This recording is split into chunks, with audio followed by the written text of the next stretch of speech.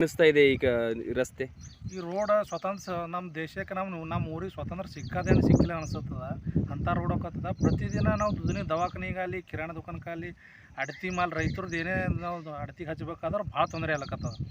ಪ್ರತಿದಿನ ಒಬ್ಬರು ಗಾಯ ಆಗ್ಲಕತ್ತಾವ. ಈಗ ನಮ್ಮ ಹುಡುಗ ನೋಡು, ಈಗ ಅವ ಪೂರ್ತ ಕೋಮಾದಾಗನ್ರಿ ಪರಿಸ್ಥಿತಿ ಆದ ಬಡತನ ಪರಿಸ್ಥಿತಿಯಾಗನ ಕಿವಿಲ್ ರಕ್ತ ಹೊಲಕತ್ತದ ಬಿದ್ದೆ ಅವ ಸ್ಪಾಟ್ ಮ್ಯಾಗ ಬಿದ್ದು.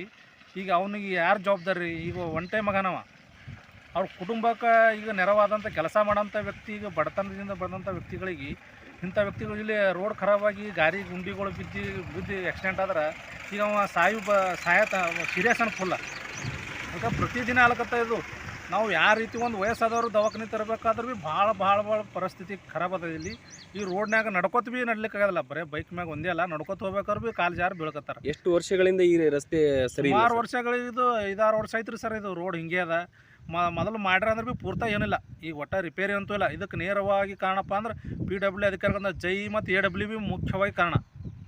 ಮತ್ತು ನಾನು ಶಾಸಕರಲ್ಲೊಂದು ಮನವಿ ಏನು ಮಾಡ್ಕೊತೀನಿ ಅಂತ, ತಕ್ಷಣವಾಗಿ ಇದು ಗಡ್ನಾಡು ಪ್ರದೇಶದ ಇದು ನಾನು ಮನವಿ ಮಾಡ್ಕೊಂಡು ತಕ್ಷಣವಾಗಿ ಇದಕ್ಕೊಂದು ಬಜೆಟ್ ತಂದು ತುರ್ತು ಪರಿಸ್ಥಿತಿಯಲ್ಲಿ ರೋಡ್ ಮಾಡಬೇಕು, ರಿಪೇರಿ ಮಾಡಬೇಕು ಅಂದ್ರೆ ಅವ್ರ ಕಳಕಳಿಯಲ್ಲಿ ನಾನು ಮನವಿ ಮಾಡ್ಕೊಳ್ತಾ ಇದ್ದೀನಿ.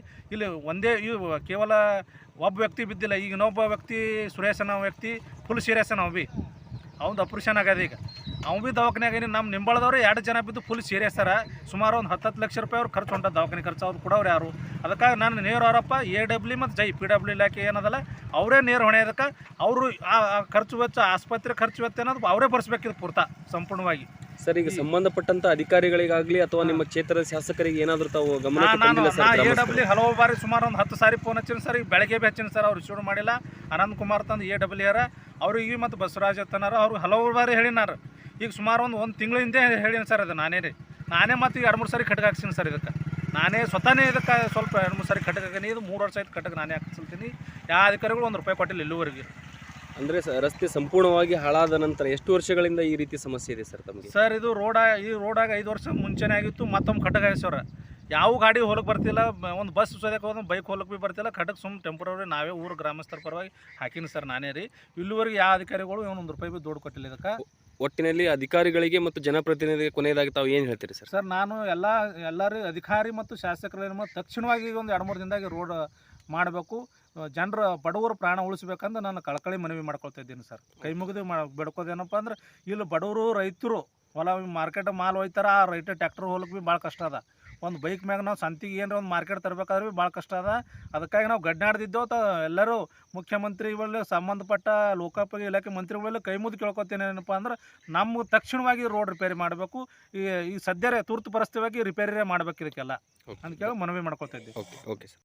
ಪ್ರತಿನಿತ್ಯ ಒಬ್ರು ಬೀಳ್ತಾರೆ, ಒಬ್ರಿಗೆ ದವಾಖಾನಿಗೆ ಒಯ್ಯೋದು. ನಿನ್ನೆ ಒಬ್ಬರದ್ದು ಆಕ್ಸಿಡೆಂಟ್ ಆಗ್ಯದ. ಅವ್ರಿಗೆ ಕಲಬುರಗಿಗೆ ಹೋಗಿ ಕಸಿಂದ್ರಿ ಅವ್ರಿಗೆ ಜಿಮ್ಸ್ ಹಾಸ್ಪಿಟ್ಲ್ದಾಗ ಅಡ್ಮಿಟ್ ಮಾಡ್ಯದ.